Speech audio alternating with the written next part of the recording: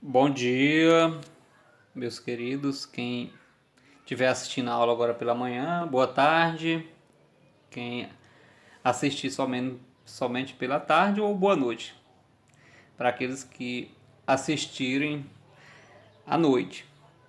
Então hoje a gente vai dar continuidade ao nosso conteúdo que a gente já iniciou, falando sobre as tecnologias utilizadas pela cartografia no momento em que vai se fazer a análise do espaço geográfico. Na aula anterior a gente falou sobre imagens de satélites, né? Inclusive a gente encerrou a aula com essas duas imagens aí. Imagem, não é nem só imagens aéreas, né? Que pode ser por satélites ou pode ser também através de aviões. E vocês viram para que serve, né? Observando essa imagem aí dá para nós termos uma ideia para que servem as imagens aéreas. Aí temos uma imagem aliás, duas imagens de um mesmo espaço, só que em tempos diferentes. O primeiro quando estava ainda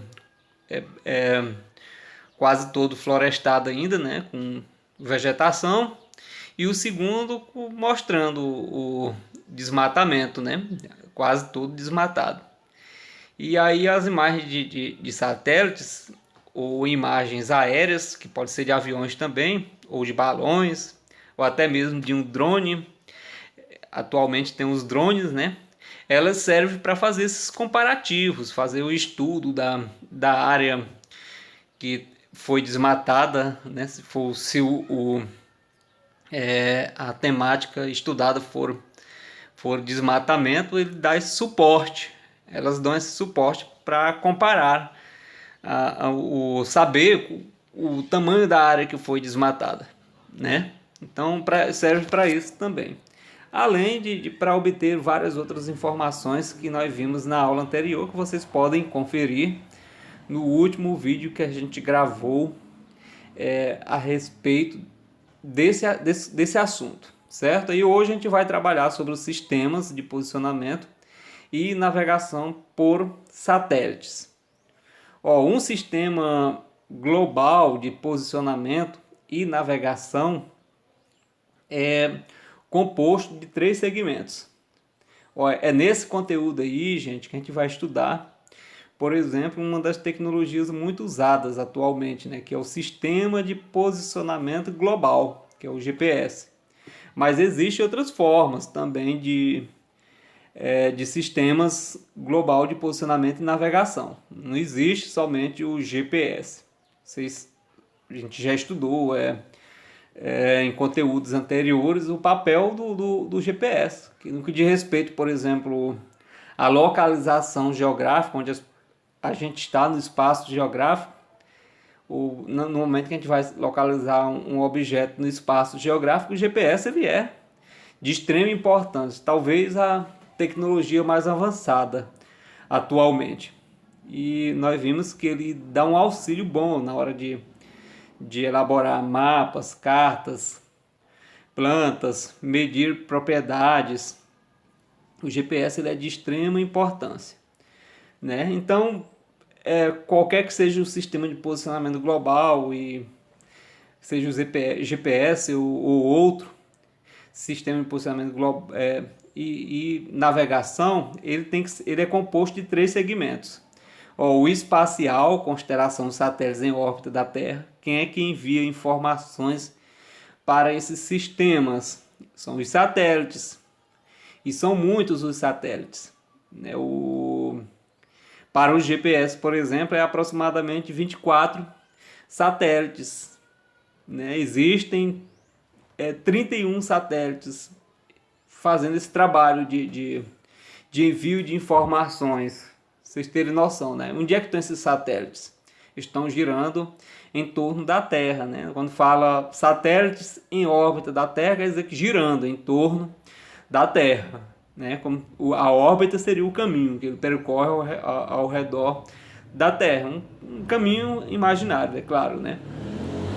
E tem que ter esse segmento espacial, tem que ter o segmento controle terrestre, que são as estações de monitoramento e as antenas de recepção na superfície, que as informações obtidas pelos satélites sobre a superfície terrestre, elas são enviadas para esses controles terrestres, as estações de monitoramento, e essas informações elas são captadas através de receptores, né? De antenas de recepção.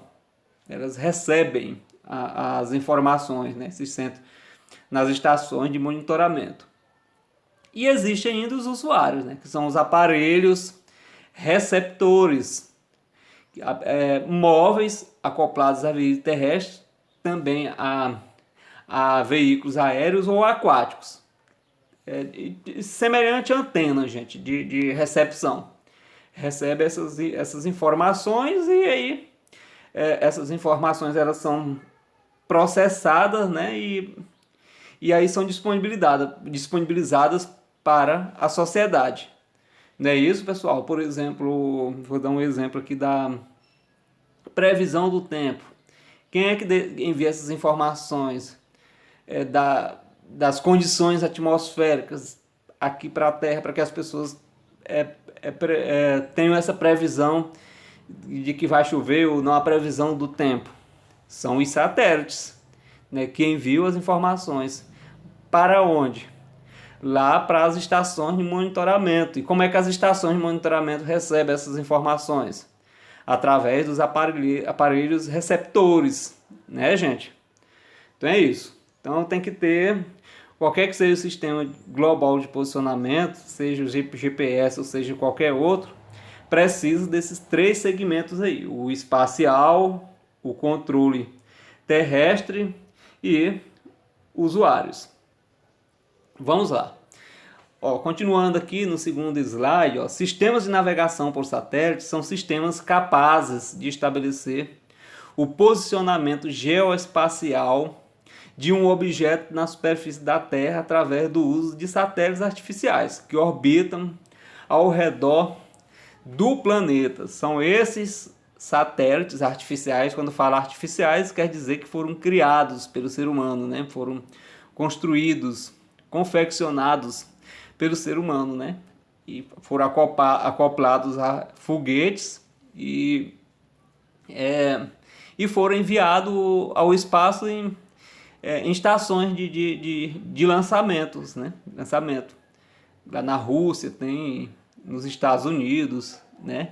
Que soltam o foguete, né? Com o satélite acoplado, e quando chega a uma certa altitude, o satélite ele se desintegra, se separa do foguete, né? E o foguete ele é programado para cair em alto mar, geralmente, para não ter nenhum problema, não cair no lugar onde tenha pessoas.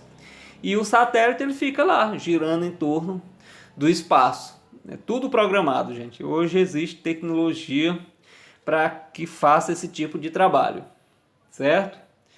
Então, o terceiro slide aqui, o que fala?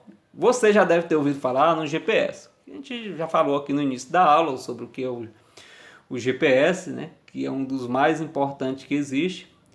Um sistema de posicionamento global, né? Famoso sistema de navegação por satélites que foi desenvolvido pelos Estados Unidos. Algumas coisas que a gente que eu sei que vocês não sabiam, né? Por exemplo, quando foi desenvolvido o GPS?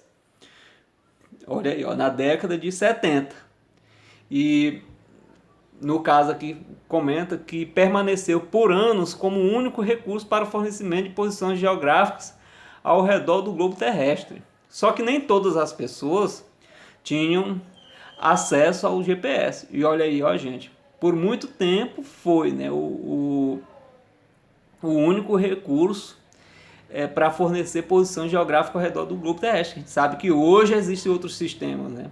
Existem outros sistemas atualmente, né? Aqui diz no segundo tópico, aí diz que não tem mais só o GPS. Só lembrando, o GPS ele é dos Estados Unidos, ele foi criado por laboratórios estadunidenses ou norte-americanos, como queiram falar, nos anos 70.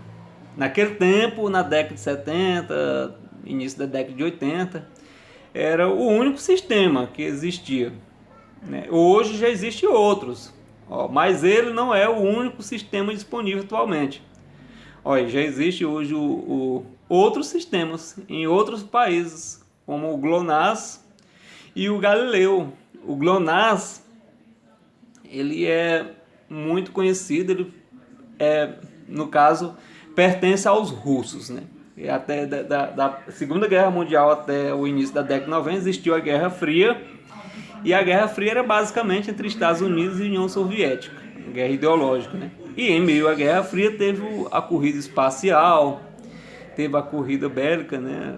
A corrida armamentista, né? E essa disputa ideológica era entre Estados Unidos e União Soviética, ou capitalistas e socialistas. E a principal das repúblicas que compunha a antiga União Soviética era a Rússia, né? E a Rússia tinha, ainda hoje, tem um projeto de espacial, né? De domínio do espaço bem avançado, né? Do ponto de vista assim, de domínio do espaço,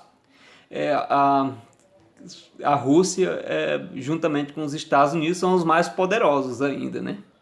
E a Rússia, ela já teve vários projetos espaciais, né, de envio do homem ao espaço. E ela tem o seu próprio sistema também, né, o GLONASS, que a gente vai comentar lá um pouco no próximo vídeo. Vocês vão assistir no próximo vídeo. A gente vai parar esse agora por enquanto, né?